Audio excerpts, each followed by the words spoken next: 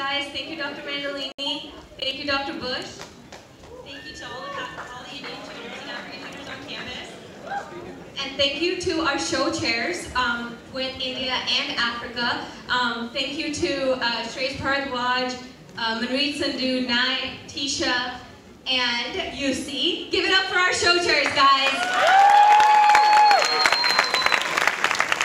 Thank you to everybody else that supported us, including all of you guys. We're really happy that you guys all came out, and we hope you've enjoyed the show so far. We'd also like to thank our advisors, Dr. Mandalaneni and Dr. Nicola for AFCSA. If we could have Dr. Manda come on stage, please. Give it up for Dr. Manda! So we all like his physiology lectures. Let's have a little lecture from him right now. Neuroscience! I got corrected, sorry. Well, good night. If there is one time that binds India and Africa, that's Grenada.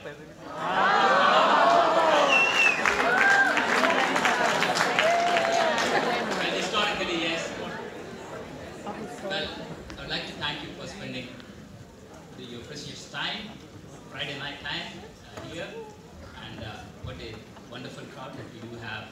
Amazing, right? Also, well, I'd like to tell about my ties with Africa. Right? I would just take two minutes. My ties to Africa, especially here, right? The first person who took me out for a beer as I landed in Grenada was a Nigerian friend of mine. So since then, I became a honorary Igbo. If there is anyone who can say how far now, technically, a non-Nigerian, that's me. Yeah, I should not disappoint my Yoruba friends either.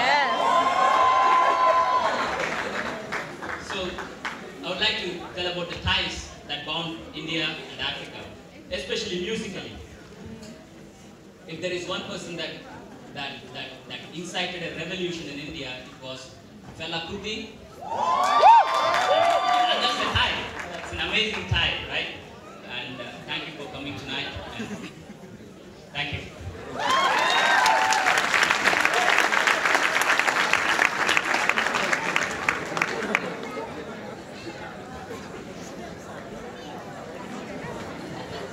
Okay, we're not done yet. A couple more treats, but at this time I'll let Jasmita introduce our next speaker.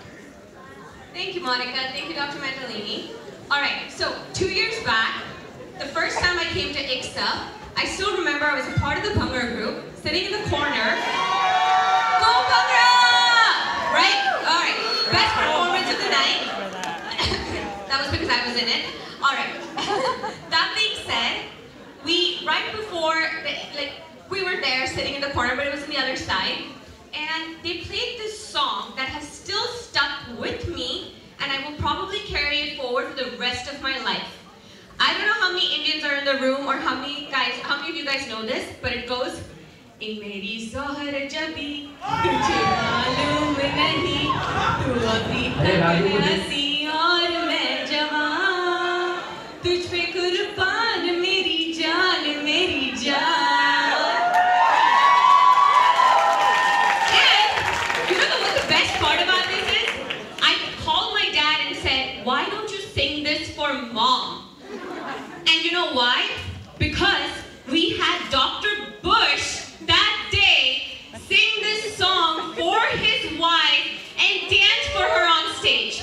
Now that we have both of them here, how many of you guys would like to see that? Yes, Dr. Bush, the crowd has spoken. Aye, please. Dr. Bharti, aap.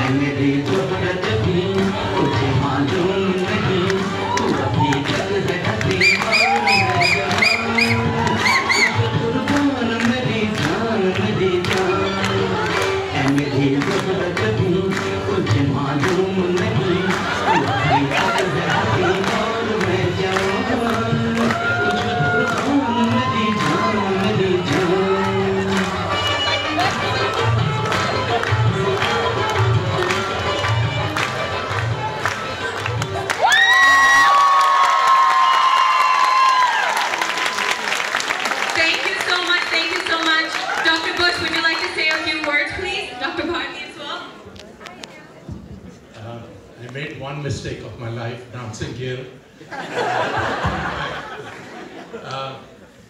The small seed we planted in 1996, November, to start the Indian Students Cultural Association has grown so much, is yielding so many fruits now.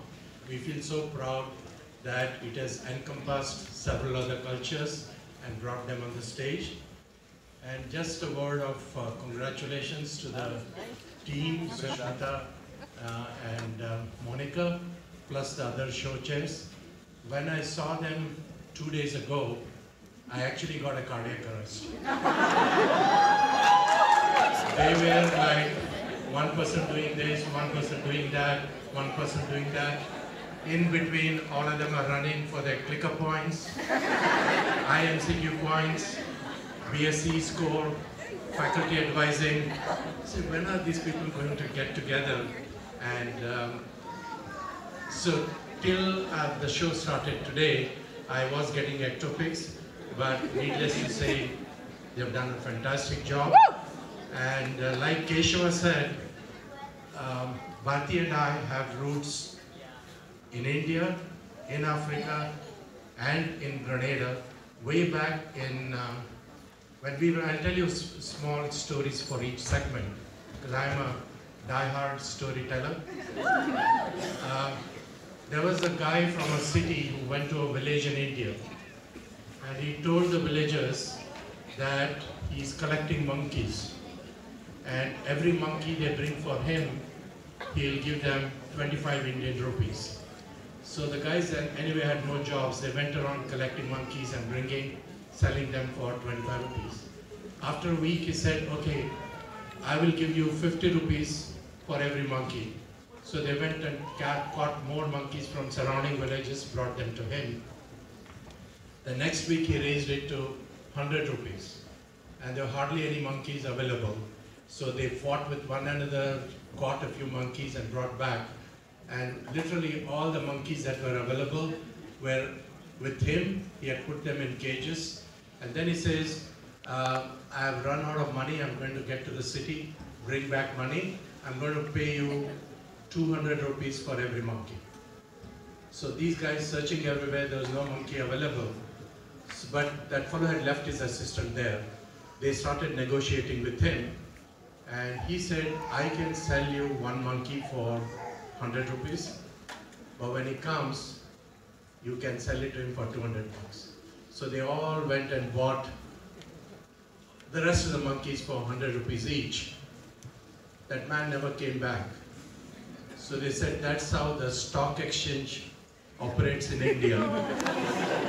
They tell you it's going to go up, they tell you it's going up. You buy, you don't want to release it, you want to invest more, and then it gets lost. Then we, from 1982 to 1985, we worked in a medical school training students and residents. That's the time AIDS, HIV was breaking out. This was in Nigeria. Unlike the Igbo and Yorubas, we worked in the place where there are a lot of Hausas and the Fulani tribe in north of Nigeria. My wife is very fond of shopping for clothes. So we went to the local market. That was called as Sabungiri. I don't know if the Nigerians remember that. And you have to do a lot of haggling. And she has a habit of shortlisting 3 or 4 pieces of clothes and then deciding which one to buy. So there were excellent clothes available. I'm talking about 1982, when the dollar and pound, there's 1 pound equivalent to 1 naira. Very strong currency. Now 1 naira is equivalent to something like 500. I mean, $1 is equal to $500. So when she shortlisted those 5 pieces of clothes, that person said, how much you want to buy? She said, I want to buy 3 yards. So he took a pair of scissors and was going to cut it. She says, don't cut it, don't cut it. He just went cut it. He says, I don't cut it. So she said, I told you don't cut it. He says, I don't cut it. Then we realized that the language is different there. There is a cut it and there is a never cut it. But what we see as don't cut it, they say as never cut it. And cut it immediately is don't, D-O-N-E. Don't cut it is immediate cut it. So that was a Nigerian experience. Then we worked for a couple of years in the Middle East. No taxes, very good salary, everything cheap. 96 August we landed in Grenada. We didn't have any of these malls. There used to be no traffic on Saturday, Sundays. All the shops used to open at 8, close at 5. And the only place, we are sort of predominantly vegetarian. The only place where you got vegetables was Saturday morning in the market square. You go there, there's a lady with 10 tomatoes, 20 tomatoes, somebody with 15 okras. That was a week's product. So we were used to buying in baskets, just paying $1 equivalent. So she uses a lot of tomatoes in her cooking. There was this lady with a couple of tomatoes. My wife asked her, how much is it? She said $1. So she said, how many for $1? She says, 1 tomato, $1. So my wife said, how much for a dozen? She said, $15. So my wife thought that Grenadian lady didn't understand what she was asking. She says, 1 tomato, $1, 2 tomatoes, $2, 12 tomatoes. She said, $15. My wife said, you don't understand. I'm going to buy 12 of them. She says, yeah, that's why I'm charging you $15.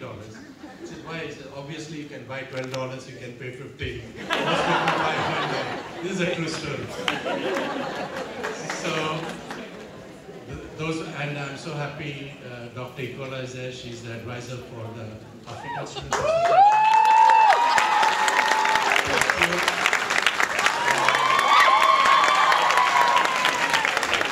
I don't know if my friend Matthew is here. Is Matthew here? No. Yeah, come here. Dr. Matthew is in the pathology department. He has recently been elected as the president of the Nigerian Society in Grenada.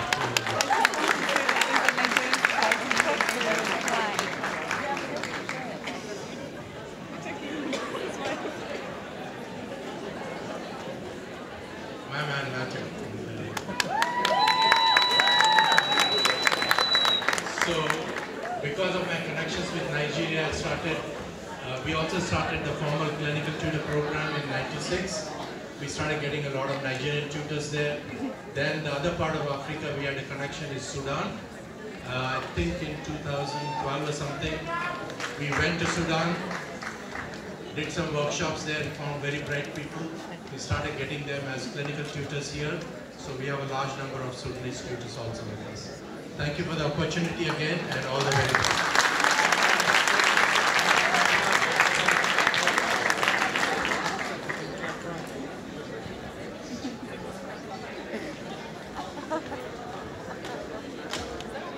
All right, give it up for Dr. Bush.